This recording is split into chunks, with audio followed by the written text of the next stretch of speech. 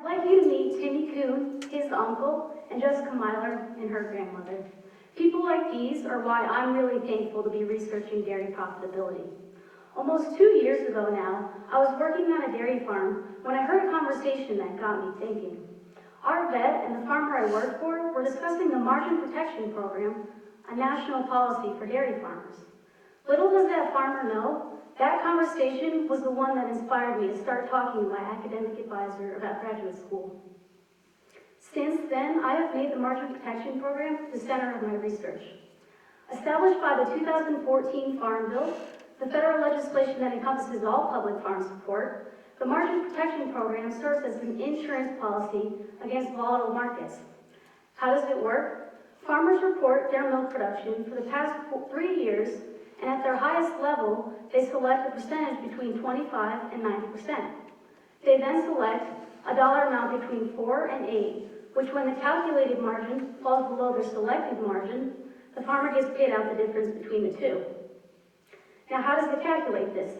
It uses the difference between milk price, the dairy farm's main source of income, and feed cost, which represents their highest cost, and it does this using nationally representative prices. The difference between these two lines on the graph represent that margin, and you'll note that these two red ovals have very narrow margins.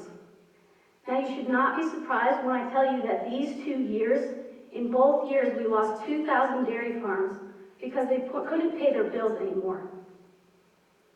The main problem with this legislation is that it doesn't take into account the regional differences in the milk and feed markets.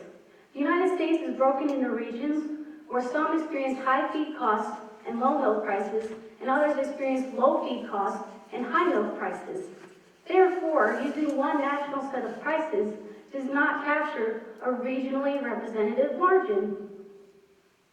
Now, my research constructs a model that represents 15 different regions, and it takes into account the natural variation in these commodity prices.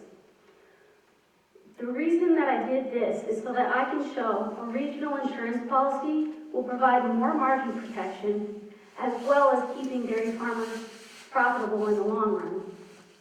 Now, this issue is going to be a key debate in the 2018 Farm Bill, and I intend to keep communicating with the experts in this area like I have. But at the end of the day, my goal is just to keep people like Jessica Myler and these guys proud, and to make sure that they're well represented in the legislation that protects their very livelihood. Thank you.